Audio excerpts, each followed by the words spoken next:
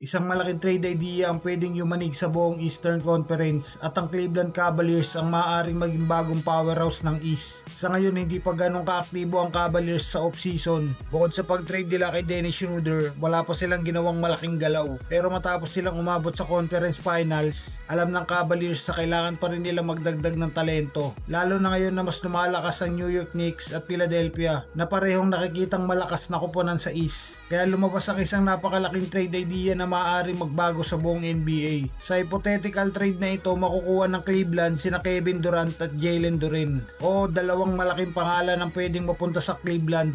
Ang proposed trade ay ganito, makukuha ng Cavaliers si Duren at Kevin Durant. Si Duren ay makukuha sa pamamagitan ng sign and trade na may 4 na taon at 176 million na kontrata. Samantala mapupunta sa Detroit Pistons sina Jarrett Allen, Max Strus, isang first round pick mula Cleveland para sa 2028 at 3 second round picks mula sa Cleveland at Clippers. Ang Houston Rockets naman ay makakakuha kina James Harden at Sam Merrill kasama ang isang first round pick para sa 2031 at ang Los Angeles Clippers ay makukuha si Duncan Robinson. Hypothetical lamang ang trade na ito pero kung sakaling mangyari sigurado magbabago ang labanan sa Eastern Conference. Para sa Detroit Pistons, malaking desisyon ang pagpapalit kay Jalen Duren. Si Duren ay 22 years old pa lamang at isa sa pinakabatang manlalaro na may malaking potensyal. Pero kung hindi sila magkasundo sa bagong kontrata, may posibilidad na mawala si Duren nang walang kapalit sa susunod na taon. Kaya sa trade na ito, makakakuha ang Pistons sa isang veteranong center na si Jarrett Allen. Si Allen ay dating all-star at nasa magandang edad pa para maging parte ng koponan kasama si Cade Cunningham. Makukuha rin ng Detroit si Max Strus na makakatulong sa kanilang shooting kasama ang 2028 first round pick na pwedeng maging mahalagang future ng koponan. Pero para sa Cleveland, dito nagiging exciting ang lahat. Isipin nyo sina Donovan Mitchell, Kevin Durant,